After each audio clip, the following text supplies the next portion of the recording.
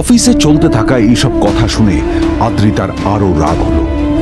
আদ্রিতা ক্যাবিনে যাওয়ার পরে রাগকে নিয়ন্ত্রণ করা ওর পক্ষে আরো কঠিন হয়ে গেল। ও তখন বুঝতেই পারছিল না যে ওর রাগ কিভাবে নিয়ন্ত্রণ করবে।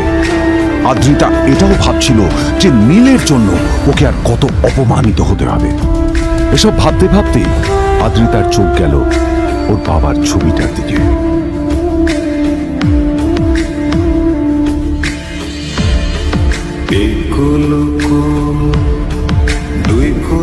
আমি তো তোমার সবচেয়ে প্রিয় মেয়ে ছিলাম বাবা, তাই আমি সবসময় ভেবেছি যে তুমি আমার জন্য যাকে সিলেক্ট করবে সে সব থেকে শ্রেষ্ঠ হবে। তাই আমি নিজে থেকে কখনো কোনো রিলেশনশিপে যাইনি, আর তোমার কাছে বিয়ের কোনো শর্তও রাখি। কিন্তু তুমি না আমার সাথে কি করলে? এই গাধাটার সাথে আমাকে বিয়ে দিলে। আমার জীবনটা নষ্ট হয়ে গেল, শেষ হয়ে গেল।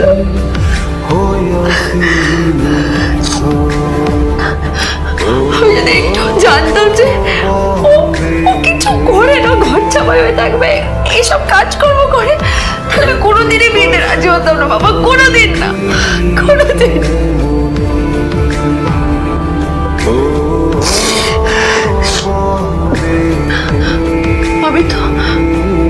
আমি তো সবসময় ভাবতাম যে বাবা মারা তাদের সন্তানের ভালো চায়, কল্যাণ চায়, তাদের জন্য চিন্তা করে। কিন্তু বাবা, তুমি আমার জন্য একটু চিন্তা করোনি। তুমি শুধু তোমার শেষ কর্তব্যটুকু করতে চেয়েছি, শেষ ইচ্ছাটুকু ভাবতে চেয়েছি। পালন করা হয়ে গেছে, আর আমাদের তুমি ছেড়ে চলে গেলে। তুমি আগে ছেড়ে চলে গেলে। অন্যদিকে নীল রিউনিয়ন পার্টির জন্য হোটেল প্রাইম স্টারের দিকে রওনা হল। হোটেল প্রাইম স্টার ছিল শহরের সবচেয়ে দামি হোটেল। ওখানে শহরের সব বড় লোকেরা যাতায়াত করত। নীল যখনই তার পুরনো বাইকটা নিয়ে ওখানে পৌঁছলো, ওর পুরনো জামা কাপড়, পুরনো বাইক আর ওর পায়ে ছেঁড়া চপ্পল দেখে সিকিউরিটি গার্ড ওকে গেটের বাইরেই আটকে দিল। কোথায় যাচ্ছিস শালা ভিখিরি? না না দাদা, আপনি আমাকে ভুল বুঝছেন। আসলে আমাকে ইনভাইট করা হয়েছে, আমি এই হোটেলেই এসেছি। শালা মিথ্যে কথা বলার জায়গা পাস না? হ্যাঁ, মিথ্যে কথা বলার আগে নিজের চেহারাটা তো দেখতিস। এটা একটা প্রাইম হোটেল, বুঝেছিস? এখানে সব শহরের বড় বড় লোকেরা তাদের বড় বড় গাড়ি নিয়ে আসে। শালা তোর মতো একটা ভিখিরি একটা ফ্যাট প্যাটে আওয়াজ বের করা বাইক নিয়ে চলে এসেছিস, আর আমি তোকে ঢুকতে দেবো? না দাদা, আমাকে ইনভাইট করা হয়েছে। আমাকে শুনুন, চল আমাকে একবার ঢুকতে দিন আমাকে। নীল পড়ে যেতেই একটা দামি গাড়ি ওখানে এসে দাঁড়ালো। এই গাড়িটি আর অন্য কারণ হোটেল প্রাইমের মালিক মিস্টার খান্নার ছিল। কি হচ্ছে কি এটা? হোটেলের গেটের সামনে এসব ক্যাশ চলছে এখানে। হোটেলের বদনাম হবে না এতে? স্যার দেখুন না, এই যে ভিখিরিটা হোটেলে ঢুকতে যাচ্ছে, আমি বারণ করছি, শুনছে না স্যার? ছাড়া আপনি কি করতে আছেন? কে কি হয়েছে দেখি দেখি কে?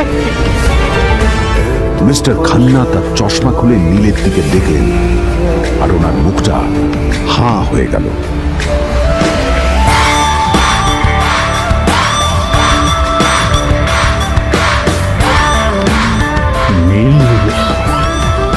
স্যার আপনি?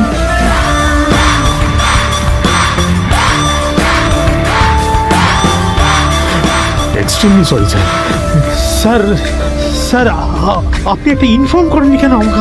আপনি আসবেন জানলে তো আমি নিজে রিসিভ করতে আসতাম আপনাকে। ঠিক আছে, আপনি ব্যস্ত হবেন না প্লিজ। জানোইনি কে? নিজের বসকে এভাবে একজন ভিখারিকে হাতে পায়ে ধরতে দেখে গার্ডটিও অবাক হয়ে গেল। আরে sir, sorry sir, extremely sorry. আপনি আমার সঙ্গে আসবেন। সরি স্যার, সরি, ভুল হয়ে গেছে স্যার। সালাম স্যার। নীল কি তবে সত্যিই একজন খুব বড় লোক কেউ?